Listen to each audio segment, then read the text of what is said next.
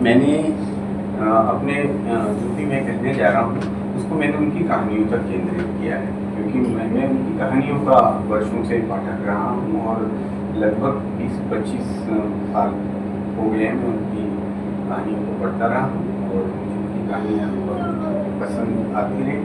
तो मैंने ये जो संग्रह है जो चिड़िया और मुस्कुराहट, इसको लेकर अपने को केंद्र में रख कर किया है। लेकिन लगभग जब मैं इन कहानियों पर बात कर रहा हूँ तो मैं उनकी सारी ही कहानियों को, उनके लेखन में उनकी कहानियों ने किया क्या है, उनकी कहानियों ने हमारी भाषा में ऐसा क्या किया है जिसकी वजह से वो हमारी भाषा के एक असामान्य किस्म के, थोड़े अलग किस्म के, क्योंकि ये तो आप सब लोग जो उनको पढ़ते हैं ये समझते होंगे कि शुरुआत से ही उनके लेखन में एक जिसको हम लोग अंग्रेजी में पर्सनल सिग्नेचर रही है, एक बहुत ही पर्सनल स्टैम्प की उनकी कहानी को हम अलग तरह से पहचान सकते हैं उनकी भाषा की वजह से, उनकी जो भी सरोकार की।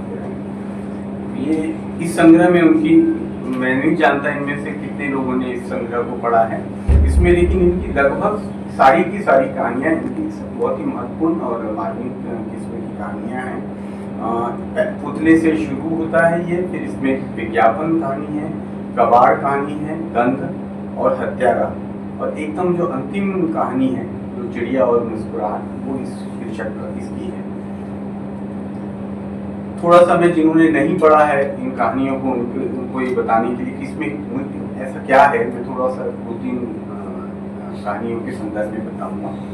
इन कहानियों में रामकृपाल मणिकपुरी नाम का एक कबीरपंथी जो ओबीसी वर्ग में आता है, बहुत युवा आदमी है जिसकी पत्नी गर्भवती है और उनके यहाँ एक बच्चे का जन्म होने वाला है।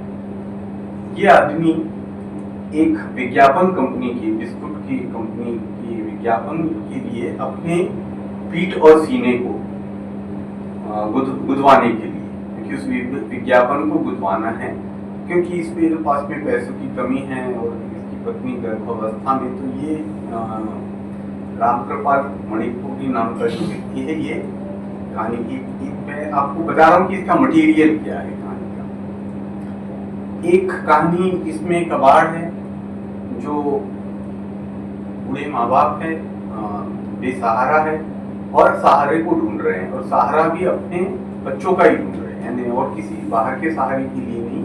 और ये उसके अंतर्द्वंद की, इस समय में जिस समाज में बुढ़ापा पूरी तरह से मार्जिनलाइज है, या ये हमारा जो आधुनिक समाज है, ये बूढ़े और बच्चे दोनों लोगों को दरकिनार करके, ये सिर्फ और सिर्फ युवाओं का समाज है, ये क्योंकि ये शक्ति का समाज है, ये मुनाफे पर खड़ा हुआ समाज है, तो इसको हमेशा ऐसे लोगों की जरूरत नहीं होती जो कोई काम के नहीं। तो हमारा समाज धीरे धीरे कैसे समाज में बढ़ता जा रहा है कि जहाँ पर बूढ़े भी मार्जिन में खड़े हाशी पर चले गए और बच्चे भी हाशी पर चले गए।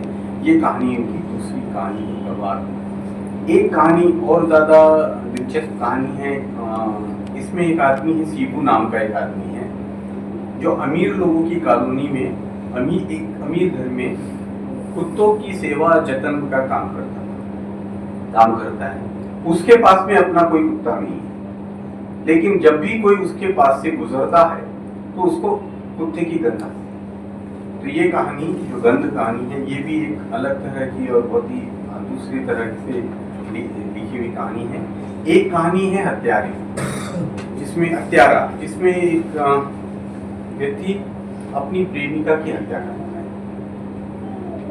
सबसे आखिरी की जो कहानी, जो मेरे ख्याल से बहुत दिलचस्प और बहुत ही सिग्निफिकेंट कहानी है इस संग्रह की, इसमें एक आदमी है जो अपनी साइकिल पर चिड़ियों को बिठाकर मुस्कुराहट बांटने का काम करता है। जो उसको लगता है कि इस प्रकृति को यदि बचाना है, इस संसार को बचाना है। इस कहानी की एक बहुत ही सुंदर लाइन है जो आनंद हर्षुल के लेखन के मर्म के अंदर, या कह सकते हैं इसी को उन्होंने, जैसे दोस्तोयेवस्की के लेखन के बारे में कहते हैं ना कि वो अपराध और दंड के बीच में बटा हुआ है। उसमें जब जो भी कुछ हो रहा है वो क्राइम एंड पनिशमेंट हो रहा है, जो उनका पहला उपन्यास है। इस तरह से ये जो पंक्ति है, ये इनके लेखन की एक हम कह सकते हैं कि जैसे कि कोई अंतर एसेंस के रूप में हम इस पंक्ति को पढ़ते हैं ये पंक्ति इन्हीं की कहानी से है। चिड़िया पृथ्वी पर रहती है इसलिए कि वे आसमान खोज सके। मुझे लगता है, मैं सोचता हूँ कि आनंद की कहानियां अपने लिए आसमान खोजने वाली, दूसरों को मुस्कुराहट बांटने वाली कहानियां हैं। आनंद भी अपनी कहानियों में एक अच्छे कथाकार की तरह अराजकता के बीच भी जीवन के अर्थ को ढूंढ लेते हैं। चिड़िया और मुस्कुराहट उनकी इस मंतव्य की एक कहानी है। ये कहानियां हमसे कहती रहती है कि जरा ठहरो, दौड़ते ही मत रहो, कहीं रुक जाओ, सम पर टिको, जहां से तुम खुद को देख सकते हो, अपने पास पड़ोस को देख सकते हो।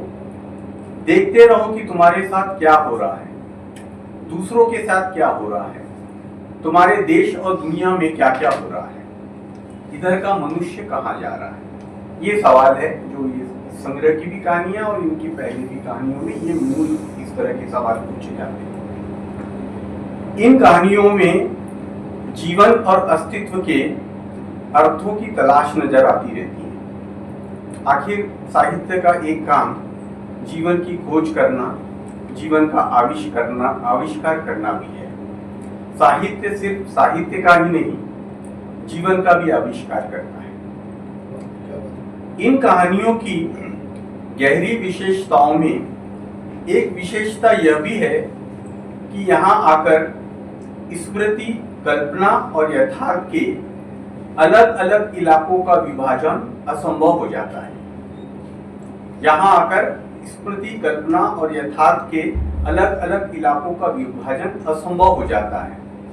इन तीनों के बीच खड़ी दीवारें ढह जाती हैं। एक बहुत प्रसिद्ध कवि हैं फ्रांस के, रिम्बो नाम है। बहुत कम उम्र में इन्होंने कविता लिखना शुरू भी किया और बंद कर दिया। जब ये गुलामों का व्यापार करने लगे तो इनको लगा कि अब गुलामों का व्यापार करते हुए कविता लिखना बहुत अच्छी बात नहीं है, तो इन्होंने कविता लिखना छोड़ दिया। ये 19वीं शताब्दी के फ्रांसीसी कवि हैं। इनकी माँ ने एक बार इनसे पूछा, रिम्बो से, किसी खास उनकी कविता के बारे में, कि तुम मुझे बताओ कि तुम्हारी इस कविता में क्या है। रिम्बो ने कहा कि मुझे जो कुछ कहना था उसे मैं अपनी कविता में कह चुका हूं, अब मेरे पास अलग से कहने के लिए कुछ भी नहीं। आनंद से भी ये पूछा जाता कि उनकी किसी खास कहानी में क्या है, तब उनका जवाब शायद यही होता कि जो कुछ मैं कहना चाहता था उसे मैं पूरी तरह से अपनी कहानी में कह चुका हूं।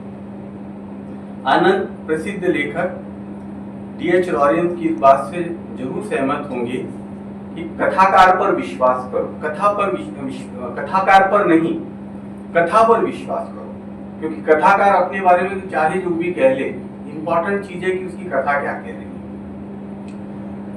एक और पॉइंट मैंने पॉइंट्स में किया है मुझे, क्योंकि 15 मिनट में अपनी बात समाप्त करना है, तो मैं थोड़ा जल्दी अब आप इतने प्रबुद्ध जन लोग हैं कि आपको पूरी बात कहने की जरूरत भी नहीं होगा।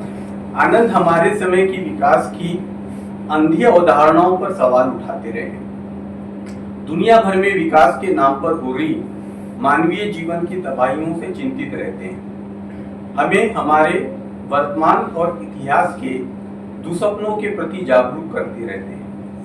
उनके पास हमारे वक्त की चिंताएं हैं, हमारे वक्त के लिए जरूरी जागरूकता। उनका लेखन इतिहास से लगातार बातचीत करता रहता है, मानवीय इतिहास से सवाल करता रहता है। उनका लेखन परंपराओं से सीखता भी है और परंपराओं से सवाल भी करता रहता है। अंततः साहित्य में परंपरा और आधुनिकता के बीच परस्पर संवाद जारी ही रहता है। जिसे हम नया या आधुनिक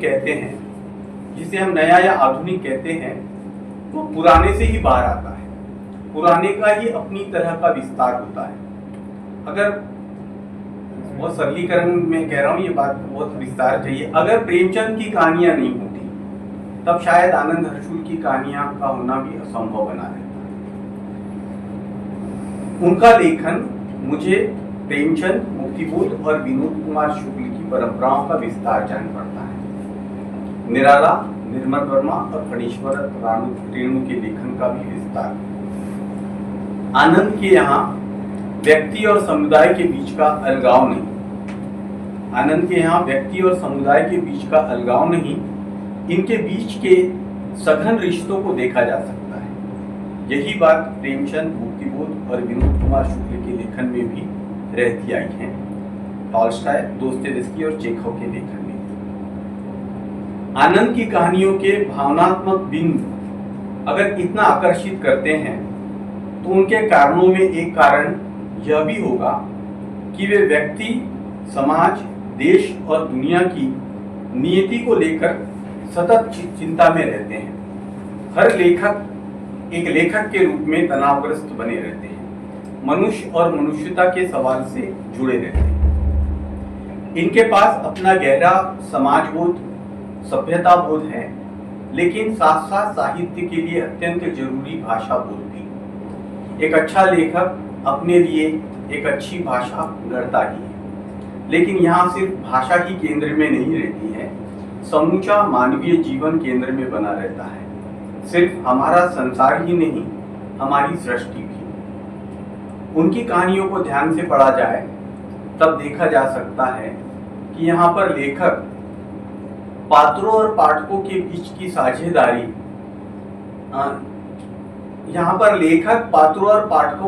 की साझेदारी अमूर्त किस्म की नहीं है। यह सब विचार, प्रेम, रोटी, भाषा की साझेदारी की तरह ठोस, उपयोगी और मानवीय नजर आता है।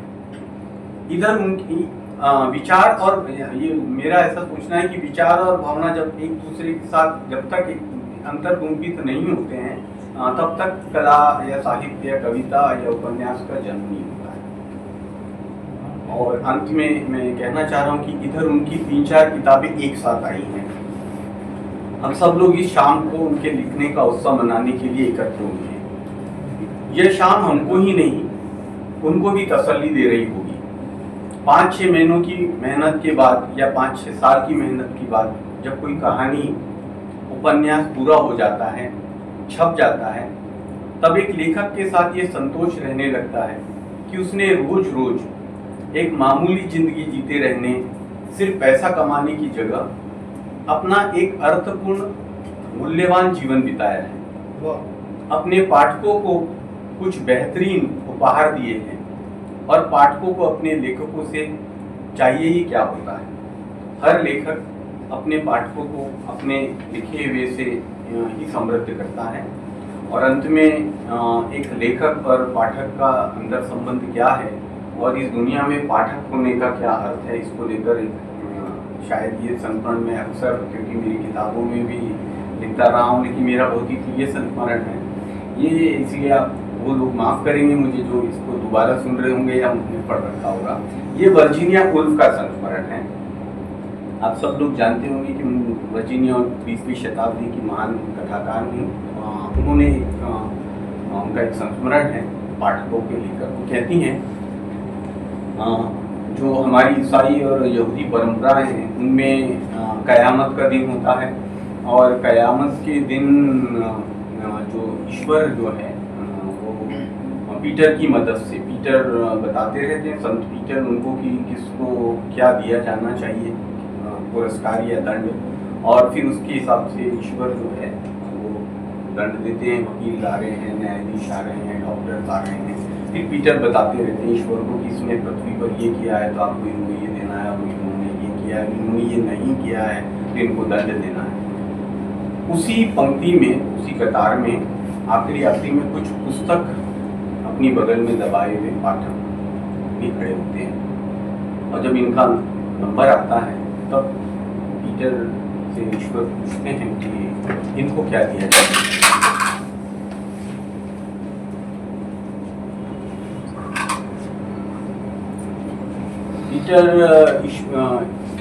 ईश्वर पीटर से पूछते हैं कि ये जो पाठक आ रहे हैं किताब पढ़ते हुए, इनको क्या दिया जा सकता है। तो पीटर कहते हैं कि ईश्वर आपके पास में ऐसा कुछ भी नहीं है जो इनको दे सकते हैं, इनको कुछ दिया ही नहीं जा सकता, क्योंकि जब ये पृथ्वी पर थे तो ये किताबें पढ़ते थे और जो किताबें पढ़ने वाले लोग हैं उनको कुछ दिया ही नहीं जा सकता, क्योंकि उनके पास में ऑलरेडी सब कुछ रहता है, संतोष रहता है, शांति रहती है, सब कुछ उसमें रहता है। मैं आनंद का बहुत ही कृतज्ञ हूँ, आभारी हूँ कि उन्होंने हमको अपनी पुस्तकें दी और हमको अपनी पुस्तकों का उपहार दिया। मैं भविष्य में उनके लेखन के प्रति शुभकामनाएं देता हूँ।